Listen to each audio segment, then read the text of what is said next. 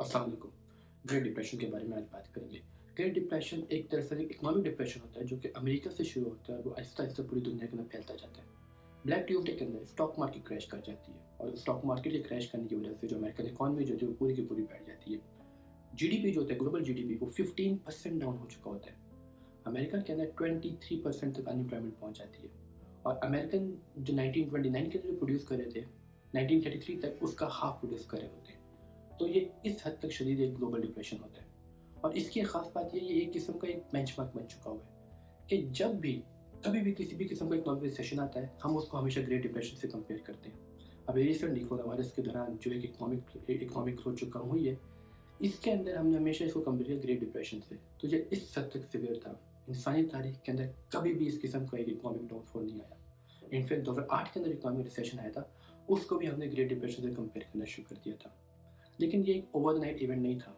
इसके बारे में काफ़ी लोगों की मुख्तलिफ राय है, लेकिन 2 स्कूल ऑफ थॉट जो है वो बहुत इंपॉर्टेंट है, एक केनेसियन और एक मॉनेटरिस्ट। आइए देखते हैं उनकी राय क्या थी।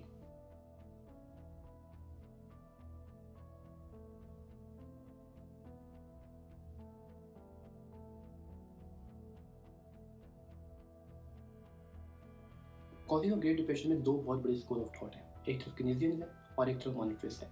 केनेसियंस का ये मानना है कि जिस टाइम रिसेशन हो रहा होता है तो उस टाइम प्राइवेट सेक्टर जो होता है वो सही तरीके से इन्वेस्ट नहीं करता, तो उस टाइम गवर्नमेंट को आना पड़ता है और गवर्नमेंट जो होती है वो सरकारी प्रोजेक्ट लगाती है जिसकी वजह से जो मुआशरे के अंदर जो बेरोजगार लोग हैं उनको रोजगार मिल पाए और इकॉनमी जो है वो रिसेशन से आ पाए। लेकिन इसके बारे में केन्स एक बहुत बड़ी टर्म रखते हैं। केन्स कहते हैं कि इस दौरान गवर्नमेंट का बजट डेफिसिट होना ज़रूरी है।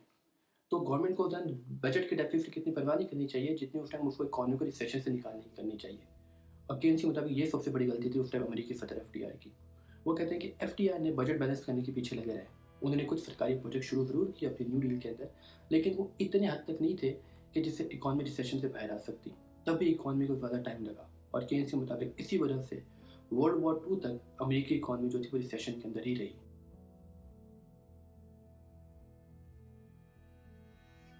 दूसरे स्कूल ऑफ थॉट जो मॉनेटरिस्ट है, मॉनेटरिस्ट ये बात कहते हैं कि दरअसल बैंकिंग क्राइसिस की वजह से ये इकोनॉमिक रिसेशन आया और उसको सही तरीके से मैनेज नहीं किया गया, इसी वजह से ग्रेट डिप्रेशन हुआ।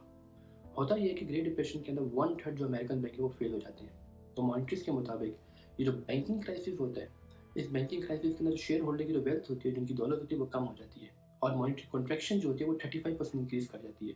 अब इस मॉनेटरी कॉन्ट्रैक्शन के बढ़ने की वजह से डिफ्लेशन है वो 33% तक हो जाती है।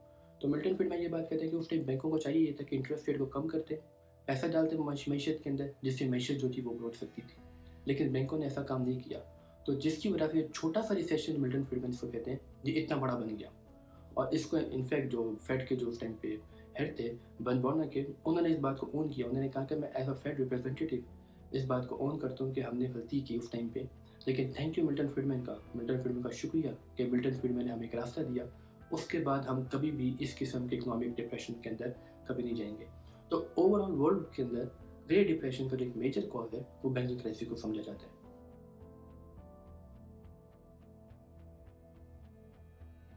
ग्रेट डिप्रेशन के कॉन्सिक्वेंसेस जो होते हैं वो बहुत ही शदीद किस्म के होते हैं। तभी हम इसको हमेशा एज बेंचमार्क लेते हैं कि कभी भी दुनिया के अंदर किसी भी किस्म का इकोनॉमिक डाउनटर्न आता है हम हमेशा उसको ग्रेट डिप्रेशन से कंपेयर करना शुरू कर देते हैं। इसके पीछे एक बहुत बड़ी वजह है। वो वजह ये है कि 650 अमेरिकी बैंक उस टाइम पे फेल हो चुके होते हैं। 27% कंज्यूमर प्राइस इंडेक्स जो होता है अमेरिका का वो गिर चुका होता है और इसके बावजूद 24% अमेरिकी आवाम के पास रोजगार ही नहीं होता, वो बेरोजगार होती है, अनएम्प्लॉयड होती है। हाफ ऑफ द जीडीपी जो अमेरिका प्रोड्यूस कर रहा है 1929 के अंदर वो 1933 के अंदर प्रोड्यूस कर रहा होता है। और एग्रीकल्चर सेक्टर भी अमेरिका का पूरा तबाह होता है। एग्रीकल्चर सेक्टर के अंदर 25% जो अमेरिकी फार्मर होता है वो अनएम्प्लॉयड होते हैं और सिर्फ इसका इम्पैक्ट जो है वो अमेरिका तक ही महदूद नहीं होता। इनफैक्ट यूरोप के अंदर, ब्रिटेन के अंदर भी उस टाइम के अंदर 25% जो होते हैं उनकी उनकी जो वर्क फोर्स होती है उसके को काम ही नहीं होता, वेली बैठी होती है, वो बेरोजगार है वो। और उसके बावजूद जो जर्मनी जो कि ट्रीटी ऑफ वर्साइल के जिनके ऊपर एक हैवी रेप्रेशन लगाई गई थी वो अमेरिकी लोन के ऊपर डिपेंड कर रहे थे।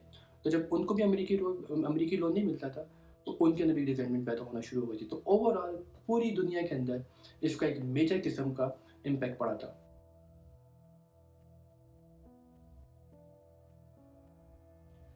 ग्रेट डिप्रेशन का जो सबसे बड़ा जो इम्पैक्ट पड़ता है वो उस टाइम पड़ता है हर्बर्ट हूवर के ऊपर जो कि उस टाइम अमेरिकी सदर होते हैं। तो ग्रेट डिप्रेशन के बाद वो इस क्राइसिस से सही तरीके से डील नहीं कर पाते तो उनकी तो सदारत हो जाती है फारिग। तो उसके बाद एक नए अमेरिकी सदर आते हैं, एफडीआर, फ्रैंकलिन डेलानो रूज़वेल्ट। अब ये जो सदर है अमेरिका के, रूज़वेल्ट, इनके बारे में एक बात है कि इनको अमेरिकी तारीख का एक सबसे कॉन्सिक्वेंशियल सदर भी माना जाता है। In fact George Washington, Abraham Lincoln के बाद इनका नाम आता है, क्योंकि ये एक न्यू डील लेकर आए थे। और न्यू डील का ये था कि उन्होंने सरकारी प्रोजेक्ट शुरू किए थे ताकि जो एक बेरोजगार कौम है, जो कि जिसके पास पैसा नहीं है उस टाइम पे, जिनके पास कोई काम नहीं है, उनको किसी तक काम पे लगाया जाए। तो इनकी न्यू डील के 3 मकसद होते हैं: रिलीफ, रिकवरी और रिफॉर्म। इन 3 आर्स के चलते वो कुछ ऐसे प्रोजेक्ट शुरू करते हैं जिसके बाद थोड़ा बहुत अमेरिका के अंदर रिसेशन से इकॉनमी निकलना शुरू हो जाती है। जिससे पहला काम जो होता है वो सारे वर्कर्स को यूनियनाइज़ कर देते हैं। जितने वर्कर जो इंडस्ट्री के अंदर काम कर रहा होता है वो उसे यूनियनाइज़ करते हैं। इसका मकसद ये होता है कि वर्कर अपने हकूक़ के लिए लड़ पाएँ। और दूसरा काम वो ये करते हैं, वो टेनेसी वैली के अंदर एक डैम बनाना शुरू कर देते हैं, जिससे जो उस टाइम जो बेरोज़गार तबका उस इलाके का होता है, उससे किसी तक काम मिलना शुरू हो जाता है। लेकिन ये भी इनफ स्टेप नहीं थे। उसके बाद एक सेकंड न्यू डील लानी पड़ जाती है उनको, क्योंकि अमेरिका बहुत बुरी तरीके से इम्पैक्ट हुआ था।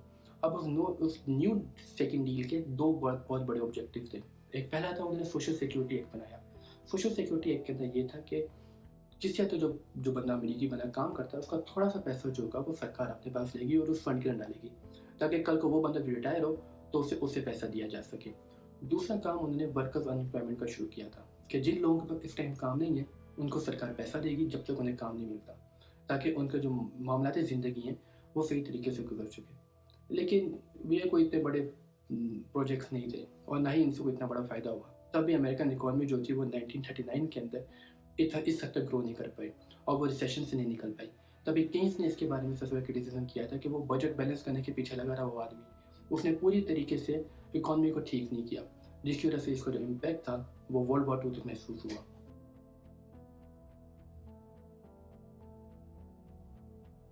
ग्रेट डिप्रेशन का एंड रिजल्ट कोई इतना ख़ास नहीं निकलता, क्योंकि उसकी वजह ये होती है कि गवर्नमेंट ने जो स्टेप लिए थे, वो इतने अच्छे होते ही नहीं कि उससे ग्रेट डिप्रेशन से निकला जा सके। और सिर्फ इसका इम्पैक्ट जो था वो अमेरिका तक नहीं महसूस किया जा रहा था, इनफैक्ट यूरोप के अंदर भी इसका बहुत बड़ा इम्पैक्ट था। क्योंकि वर्ल्ड वॉर 1 के बाद यूरोप को बहुत बुरे तरीके से नुकसान हुआ था। तो उस नुकसान को पूरा करने के चक्करों में वो अमेरिकन लोन्स पे डिपेंड करते थे। तो जब अमेरिका के खुद ही इतने हालात ख़राब थे तो उन्हें क्या लोन देता? तो यूरोप के अंदर एक किस्म का गुस्सा आना शुरू हो गया था उनके अवाम के अंदर, क्योंकि उनके अवाम के भी जो रहन-सहन था, जो ज़िंदगी था, वो बहुत बुरी तरीके से इम्पैक्ट हुए थे। और इसी का फ़ायदा उठाते हिटलर ने, जो उसकी जो नाज़ी पार्टी थी, उन्होंने इस चीज़ को एक्सप्लॉइट किया।